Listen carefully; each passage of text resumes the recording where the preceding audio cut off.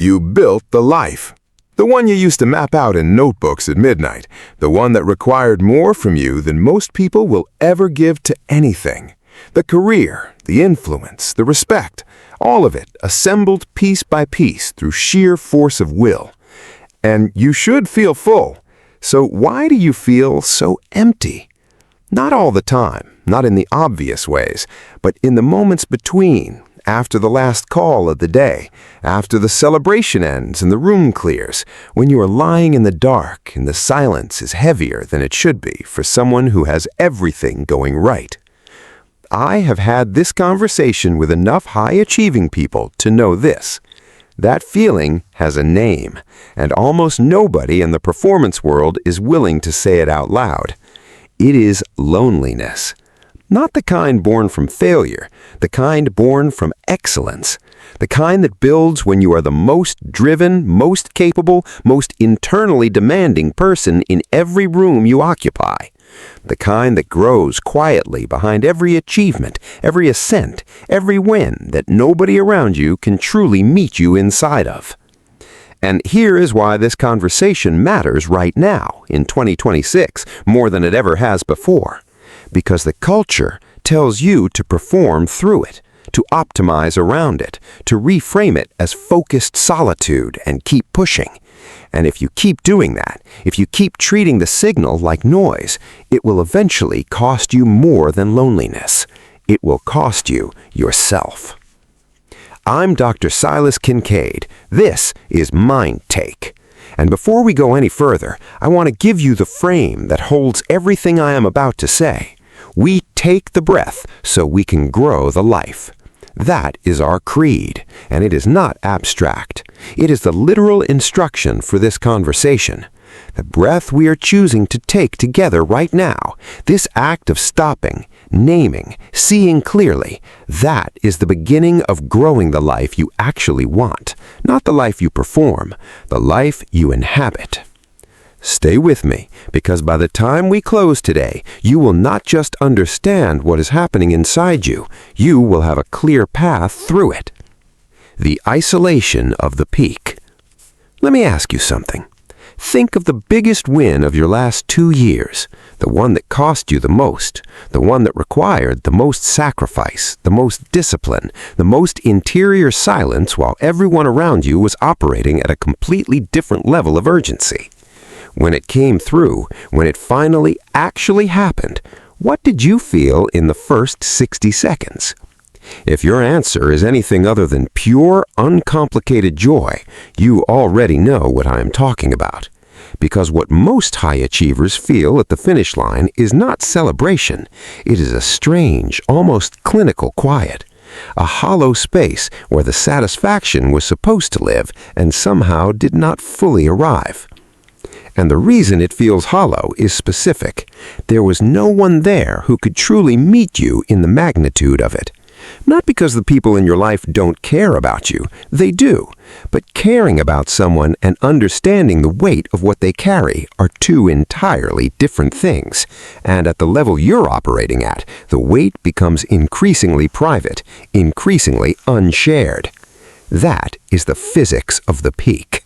The higher you go, the thinner the crowd gets, not because you pushed people away, because the altitude itself narrows the field.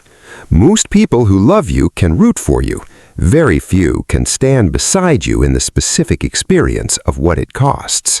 And this creates a compounding problem, because the decisions that come with high performance you not just require capability, they require someone to absorb them with you.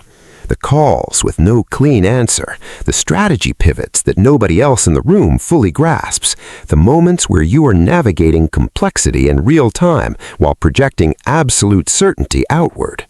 You carry that alone. You carry it at brunch, at dinner, at every gathering where someone says, "You're doing so well," and you smile and agree, because explaining the actual truth would take more energy than you have left. That is not resilience. That is a slow fracture that nobody sees forming.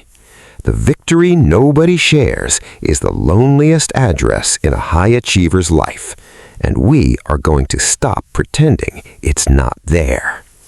the performance mask paradox. Here is the thing nobody wants to admit. You're not just lonely around other people, you're lonely with yourself. Because over the years of building excellence, the real, durable, high-standard kind, you developed a mask. And the mask began as a professional tool. You learned that showing uncertainty costs authority. You learned that visible struggle invites doubt from the people you depend on you. You learned that the posture of total competence is a form of protection. So you got very, very good at it. The steady voice, the composed expression, the ability to walk into any room in any emotional state and perform exactly the version of yourself that the room requires. You became a master of curating your own disclosure. Not lying, something more subtle than that. Selecting, shaping, presenting the version of the truth that maintains the image and skips the interior. And now I want to ask you the question that will likely land with some discomfort. When was the last time someone who was actually present in your day saw you struggling, genuinely struggling, and you immediately followed it with a reframe, but here's what I'm doing about it, a pivot back to composure before the moment could breathe? Take your time. If the answer is uncomfortable to locate, if you can't remember a single instance, that's not a data point, that's the whole story. Here is the paradox that I call the performance mask problem. The very discipline that built your success has become the architecture of your isolation. The wall you built to protect your credibility is the same wall standing between you and every form of genuine intimacy you are craving. The standard, the professional standard, the excellent standard, the never let them see you doubt standard, has quietly consumed the space where real human connection lives. And the most painful part is this: you built it yourself, every stone of it with your own hands, out of choices that each made complete sense at the time. That's not a judgment, that's just the most important truth you might hear all year. Now, here is what nobody in the high-performance space tells you next, because most content stops at the diagnosis. It names the wound beautifully and leaves you there, informed, identified, and still stuck. We are not doing that. What I am about to give you is not a motivational reframe. It is a structural shift, 3 rewires and 2 concrete practices that will begin changing the actual quality of your interior life. Not over years, over the next weeks if you apply them. But before I hand them to you, I need you to understand one thing. The solution is not to perform less. The solution is to build a container where the performance has somewhere to set itself down. Here is what that looks like. Rewiring your internal support system. The first rewire is the most important. And the most overlooked. Stop auditing your life with productivity metrics and start auditing it with a relational one. Most high achievers have built an inner circle that was designed, consciously or not, around function. These are people who are useful to your trajectory. Collaborators, strategic peers, people whose presence in your life creates opportunity, accountability, or momentum. And that circle is not wrong, it is just incomplete. Because a collaborator needs you strong, a confidant needs you real. And those are completely different relationships built on completely different foundations. Here is the audit I want you to run, and I mean actually run it, not just think about running it. Write down 5 people you interact with most regularly. Then answer this single question for each name. Does this person know who I am underneath what I produce? Not your wins, not your strategy, not your professional reputation, your actual interior life, your doubts, the specific fears that sit behind your biggest decisions, the version of you that exists at midnight when the performance has nowhere left to go. If you look at that list and the honest answer is mostly no, you are not in a community, you're in a transaction. A sophisticated, warm, well-meaning transaction, but a transaction. The second rewire is harder because it requires you to stop performing for yourself. We are so skilled at the mask we wear in private. We call our own burnout a demanding season. We rename our loneliness focused solitude. We describe the hollow feeling after achievement as recalibration mode. We have a professional vocabulary for our own suffering that keeps us from ever having to feel it directly. So here is the practice. Find 20 minutes, not to journal, not to meditate with a technique, just to sit and ask this one specific question out loud. Where exactly am I lonely? Give it an address. Is it inside your primary relationship, where your partner sees your output but not your interior life? Is it with your team, where the responsibility gap has made honest exchange impossible? Is it with yourself, the distance between the person you present and the person you actually know yourself to be? Loneliness without an address is a feeling you manage. Loneliness with a specific address is a problem you can solve. The third rewire is a complete pattern break, and it will likely feel uncomfortable to hear. You need to deliberately place yourself in at least one relationship where you are not the most capable person in the room. Not as a spiritual practice, as a biological necessity.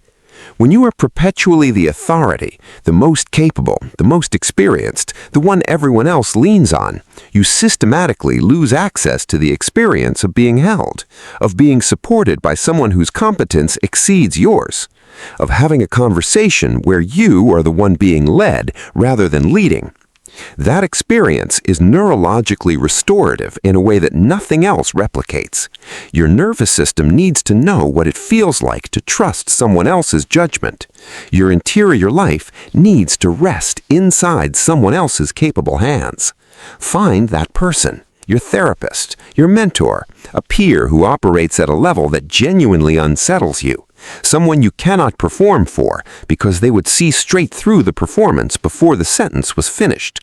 That relationship is not a luxury. It is structural maintenance for the person behind the achievement. Stop for 1 second. Before we move into the final 2 sections, and this is where the real shift happens, I want to ask you something directly.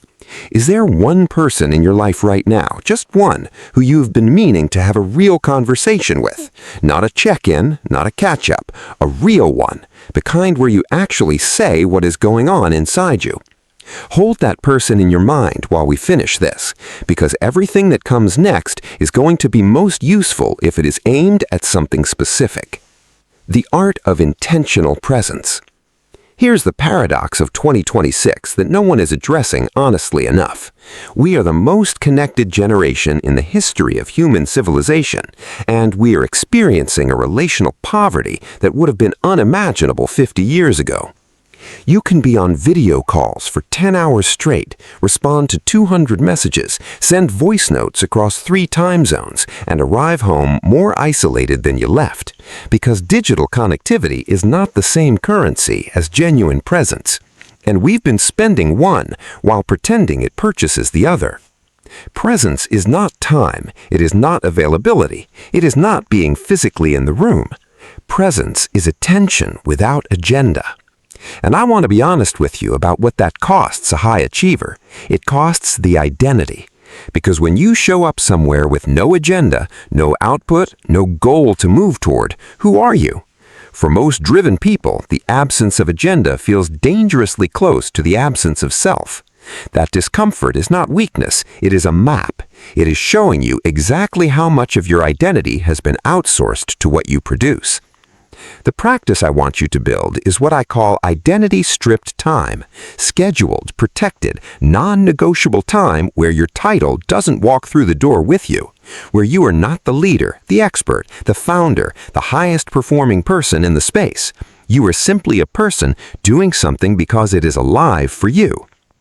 That physical craft you have never done, something you are genuinely bad at and genuinely curious about, pottery, rock climbing, a language you have always wanted to speak, a kitchen skill you always deferred because there was always something more urgent. The strategic function of being a beginner at something is this. It strips the performance identity in a context that's completely safe. There is no hierarchy to protect. There is no image at stake. You are just a person learning something slowly, and the only thing required of you is showing up. That experience will feed parts of you that boardrooms and business wins cannot reach. And paired with that, the digital boundary. Choose 2 or 3 relationships and institute a simple, absolute rule when you are with them. Phone face down, screen off, full presence. Not because it's polite, because you are practicing the most important skill available to you right now. The ability to make another human being feel like the only person in your world for the duration of your time together. That is not soft behavior. That is one of the highest leverage things a driven person can do for the quality and longevity of their most important relationships. Building a sustainable inner peace. I want to offer you a reframe, a real one, not a reframe that makes the problem feel smaller, a reframe that makes you feel bigger than the problem. You have been measuring the quality of your life against an external scorecard that you never consciously agreed to.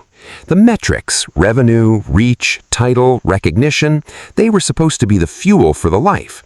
Somewhere in the years of building, for a lot of driven people, the fuel became the destination, and when the fuel is the destination, you never stop burning. The most dangerous version of high performance is not the one that burns out loudly. It is the one that burns quietly, efficiently, sustainably, for decade after decade, while the interior life slowly goes dark. So here's the new metric I want to offer you. Emotional endurance. Not emotional toughness, the ability to suppress, push through, and perform regardless of what is happening inside.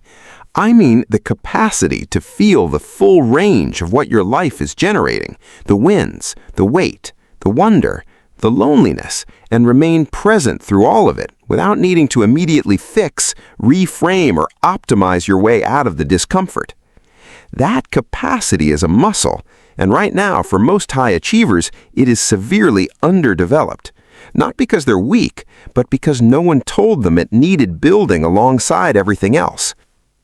Now, the breath framework, the one that lives at the center of everything I've said today. When you complete something significant, when a major project closes, when a goal lands, when a chapter ends, there is a physiological event that most high achievers never account for. Your nervous system, which has been running a sustained stress response for weeks or months, oriented entirely around a target, suddenly has no target. Cortisol drops, dopamine flatlines. The brain, wired to treat the absence of a goal as a form of threat, begins searching desperately for the next thing to move toward. That is the moment most people immediately set a new goal. And I understand why. The discomfort is real. The pull toward momentum is powerful, and the new goal feels like the solution. But what is actually needed in that moment is a landing. Not a collapse, not a pause, a landing, a deliberate, conscious ritual of receiving the moment, of letting the completion reach you in your body, in your chest, in the actual felt sense of what you accomplished before the next pursuit begins. This is where our creed lives at its fullest depth. We take the breath so we can grow the life. The breath is not passive. It is not a metaphor for rest or slowing down. It is an act, a deliberate, courageous act of allowing what you have built to actually reach you, of integrating the version of yourself that existed in the pursuit with the version of yourself that now exists because of it. That integration, that landing, is what separates a career of achievement from a life of meaning. And this is what I want to leave you with. The loneliness you feel at the peak is real. It is legitimate. It is not a sign of ingratitude, not a personality flaw, not evidence that something is fundamentally wrong with you. It is a signal. Your interior life, the full, complex, irreplaceable human being that exists beneath every title and credential and achievement, is knocking on the door. It is asking for what it has always needed: to be known, to be held, to exist in relationship with other human beings in a way that goes deeper in what you produce. And here is the truth that I want to plant in you before you close this. You can have excellence and depth. You can have ambition and genuine intimacy. You can operate at the highest level of your field and be a full human being who is loved, not for what you deliver, but for who you are in the quiet moments when the delivery is done. That is not compromise. That is not softness. That is the complete version of the extraordinary life you have been building toward. So take the breath. Let it be full. Let it be honest. Let it reach every part of you that achievement by itself has never been able to touch. Because that is how you grow the life, the whole life. If you made it this far, and I mean truly stayed with this, not just had it playing in the background, then I want to acknowledge something. It takes a specific kind of courage to sit inside a conversation like this one. Most people who operate at your level have trained themselves to move fast, consume efficiently, and extract the takeaway before the feeling lands. You let the feeling land. That is not small. That is the beginning of everything we talked about today. Before you go, let me leave you with the 5-word sentence I want to live in your mind this week. The loneliness has an address. Not a feeling to manage, not a state to optimize around, a specific location, in a relationship, in a dynamic, in the gap between who you present and who you are, that you can now find, name, and begin to move toward. That is your starting point, not a habit stack, not a morning routine. Just find the address. If this conversation reflected something real in your life, I'm genuinely asking you to do 3 things before you move on. First, drop 1 word in the comments, just 1. The word that describes how you arrived at this video today. I read every comment on this channel and I will respond to as many as I can. Your word will also help me understand what to build next for you. Second, share this with 1 person, not a mass post. 1 specific person who you know is carrying this quietly. The 1 name that came to your mind somewhere in the last 20 minutes. Send it to them without a long explanation. Just send it. That act, that decision to say, "I thought of you," is itself a form of the presence we talked about today.